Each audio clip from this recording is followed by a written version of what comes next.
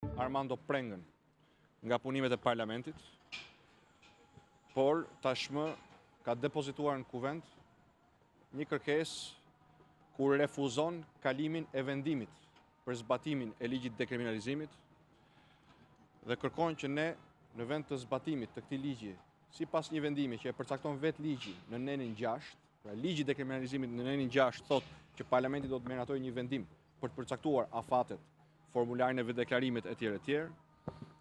Por tani deklaron se duhet një ligj tjetër për të zbatuar ligjin e dekriminalizimit. Ndërkohë që dje, në dhunim të plotë të vendimit gjykatës kushtetuese të precedentit Kokdhima, Këshilli Rregullor dhe Mandateve përsëri refuzon të çojë në gjykatë kushtetuese Rakip Sulin, përfituesin e qindra mijëra eurove, parave të gjakut, kërbaçit mbi shqiptarët nga banda e OSHE-s, të cilat ky i merr me lopat si qera në shkelje dhe thyrje të kushtetutës. Dhe siç e pat nga ana tjetër, komisionet hetimore vazhdon me një formë apo tjetër bllokimi i hetimit, siç ishte rasti i djeshëm kur refuzimi i ish-ministrit Cani, si personi që ka dieni për vjedhjen e dhënave në serverin e tatimeve, nuk erdhi, nuk ishte i pranishëm. Është pra një strategji e Edi Ramës. Është një strategji e Edi Ramës për të goditur thelbin e marrëveshjes politike të dhjetorit 2014, që i dha fund bojkotit opozitës, marrëveshjes politike të arritur me ndihmën e Parlamentit Evropian, të popullorëve dhe të socialistëve evropian, që ka të bëjë me reforma kyç për vendin siç është dekriminalizimi, që është përshëndetur jo më shumë se 2 javë përpara nga Sekretaria Amerikan i Shtetit në Tiranë. Pyetja shtrohet, pse ky provokim? Dhe pse tani kur Komisioni Venecias ka sjell opinionin e dytë për reformën në drejtësi? Kjo është një lojë perfide e Edi Ramës, me anë të cilës ai kërkon t'i shpëtojë një reformë në drejtësi,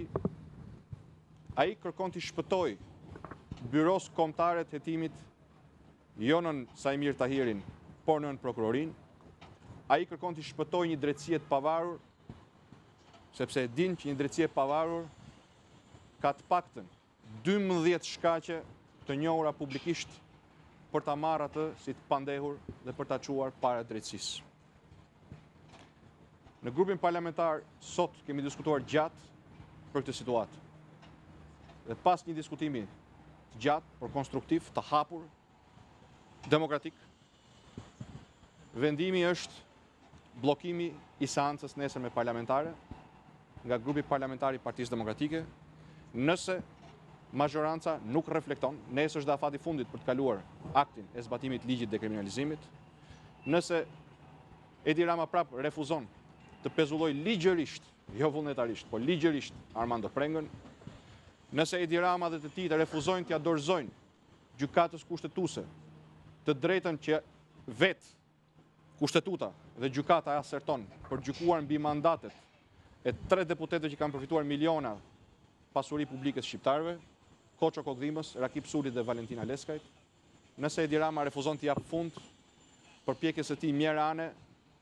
për të ndalur të pamundurën transparencën për çështjet ku kemi hetim parlamentar, siç janë ato të servit tatimeve dhe të emërimeve dhe shkarkimeve nga administrata.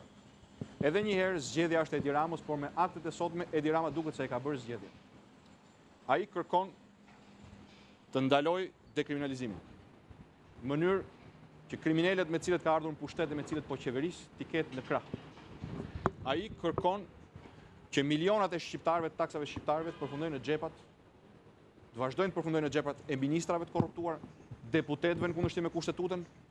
dhe ligji mos të veprojë. Ai ligji që vepron për atë që lyen fasadën pa leje, të mos veprojë ku këta vjedhin milionat e shqiptarëve. Do të përballet me vendosmërinë tonë nesër në parlament,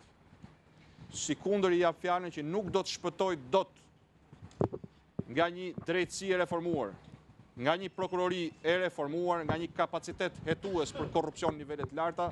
Venecia ka folur qartë, Venecia na ka dhënë të drejtë, herët avon prokuroria speciale antikorrupsion do të ketë bëj me shkaktarin e kësaj krize të gjithanshme që quhet Edi Rama. Faleminderit. Apo